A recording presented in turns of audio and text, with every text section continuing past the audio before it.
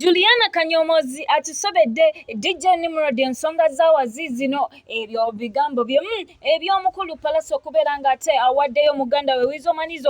ne bwiino Sandra tetagwalese nabyo sibireseyo n'amawulire amalala mangi nnyo gabeera wanooka ugo Clarity Source 256 nenkubuuzako gwe omulungi atugobera n'egamba okola kyama nnyo okubeera nga weesiga the number one trusted source ebeera Clarity Source 256. Please subscribe gw'atannabakikola or information tubeere nga toyama okukutuusaako yokka ebeera mudde ku ba celebrities bo be it political oba ekintu kyonna tujja kugakutuusaako mu kaseera kaneno ntandika ngamba a very happy birthday eri omukyala Faridahnakazibwe. Happy birthday to you munnange.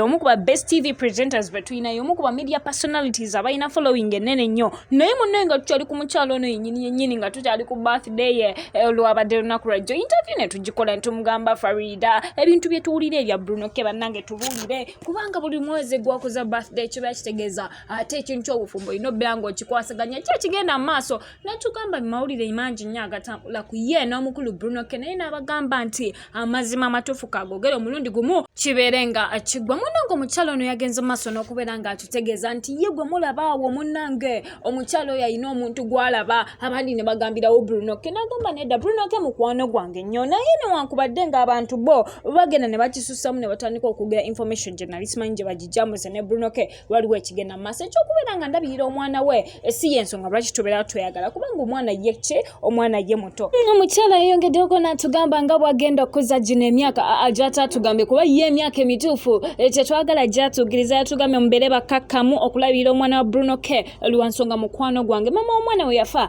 teyalina mukwano gwonna gusobola mubeerawo nze nensalawo mbeerewo naye nga ku nsonga ezo mubeere bakkakkamu nina omuntu gwendaba era essaawa yonna ngenda kumubagamba lwakuba mu aba social media mwagala nnyo okukolokota y'ensonga lwaki mbadde nkyamukumye nga ki nga byakyama naye ng'omukyala ye yatukonvinsinze n'atugamba she is saying somebody naye nga si Uncle Bull si Bruno ke bannange mubeere bakkakkamu tugendagendako ku saidi y'omukyala Juliana Kanyomozi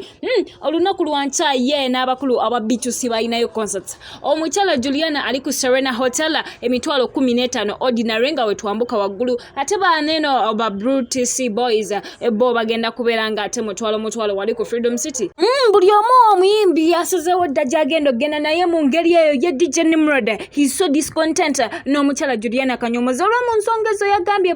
bannayuganda temututijjisiza mutuleke buli omu mulaba postinga show ya Juliana naye nga sinabalabako ate muntu apromotinga ba B2C n'agamba oyo omukyala gwe mulaba awo mirundi mingi tumukubira amasimu okujjobeerawo abayimbi abalala takikola omuyimbi yekka gwe yalangira ekivulu yali azawiyeka ate ng'omukyala azawuye ono gwe mulaba yamulangira lwakwa Swangz Avenue yetegeze ekivulu kye naye nga ekisooka ategeka concerts zezimu ku nnaku zezimu n'abantu abalala mu kusooka yategekako ekivulu n'omuyimbi omulala ne tusirika nakati kuba B2C boys yazemu n'akikola naye omukulu Nimrod yabadde munyiivu nnyo nga bw'olaba post ewetambula bye bigambo byeffe aba Clarity tetwogera byanjwanjwa twogera tukulaga bwiino nga bwe yatambudde mu ngeri emunnange twagezezaako nnyo okugamba ki ekigenda maaso era bw'ato ye n'avaayo na clarifying air omukulu DJ Nimrod yagambye bannange kambatereze musagambyeko nti naate mugenda ku kivulu kya Juliana nga ekiyinza olabika naye nedda wabula nabadde mbagamba lwaki ate ategeka ebivulu bye bimu n'abaana banene abato nga n'ekyokulala yagambye nti abayimbi bangi abajja babeerayo n'ebivulu ne tulaba abayimbi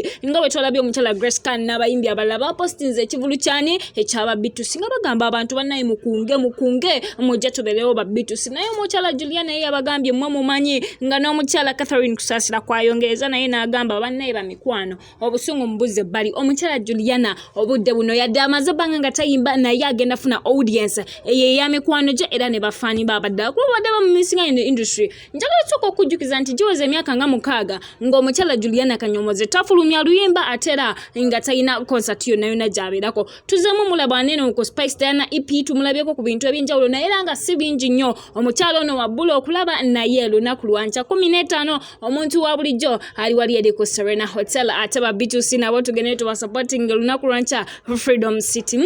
nga tetuzeko ku saidi y'omukulu Bwizo Manizo ebiri eno bisi birungi yadde n'omulundi n'ogumu wetwogera muganda we Palaso Mayanja yavuddeyo n'agamba ndina omukyala Sandra teta wabeera muganda wange yamukuba nkivumirira ekintu ekyo kyeyakola si kituufu jjukira Bwizo yajja n'agamba ye ebyemwogerako tabimanyira ye na clarifying n'agamba nti mukyala we yagwa mu babbi ne balyoka bamukuba okutuuka kwekyo wabula so si ye okubeera nga yali akoze ki ye yali amukubye mu ngeri emu n'omukyala Daniela tumulabyeko ng'agezaako okufightinga, tulabye abantu ab'enjawulo, story tuze tugifollowinga, naye we twogera affe tetwogera byanjonjo, twakusuubiza nti Sandra Teta singa avaayo n'abako ekintu kyonna kyonna kyayogera ku story no ffe tujja beera tukikutuusako.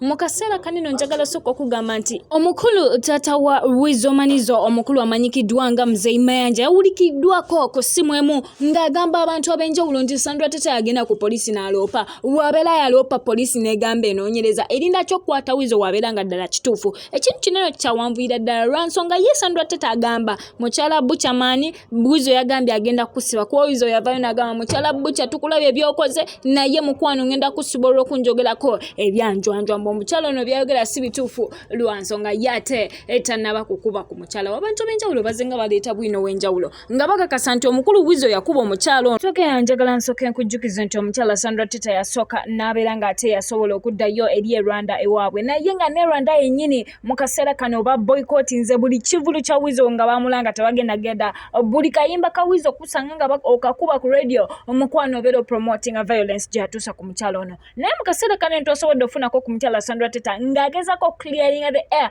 okwebyo ebigenda maaso ng'alina n'ebigambo eby'enjawulo byasindikira omukyala Daniela, omukyala wa Dr. Jose Chameleon n'ate ne mukyala wa The Butcherman nabo yabasindikidde ebigambo eby'enjawulo. Mu kaseera kano sagala nkulonze njagala nkulekera video eno ogenda mu comment section ombulire Sandra Teta agezaako ku protectinga brand ye nga Sandra oba agezaako ku protectinga ya Weasal oba oliawo zombi agezaako zi protectinga. Ompendo woza yo ebera comment section tuka wao video jimpereka like ekyo kyoto kyerabira gwate n'aba subscribing, please subscribe olwoyoko kakasenti. If it's all about information ebera clarity source 256 mubere bulungi wa mikwano kambalekere ka video kaneno ate musobola beranga musobola okkalaba mubere bulungi mweraba. Hello, my name is Sandra Teta. Today I'm here to talk about a few things I've been seeing on social media, and I would start off by thanking everyone that tried to reach out to me to find out if I was doing okay and kids. And secondly, I would go on and saying I would really love to appreciate the efforts of Daniela at team and Mama Ghetto. However much, I would kindly ask them to step down of my family issues for now, because enough is enough right now.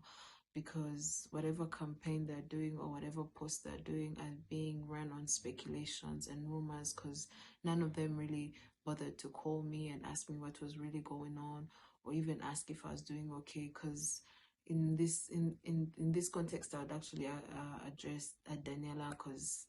she's family. But you know, how do you start posting one post, second post without calling someone to really know if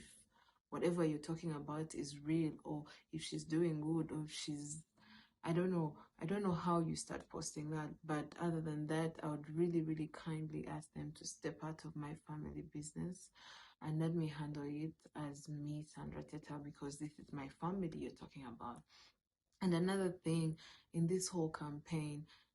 you are bringing down the brand Sandra Teta. I worked so hard to be who I am today, and as well as Weasal as well. So I would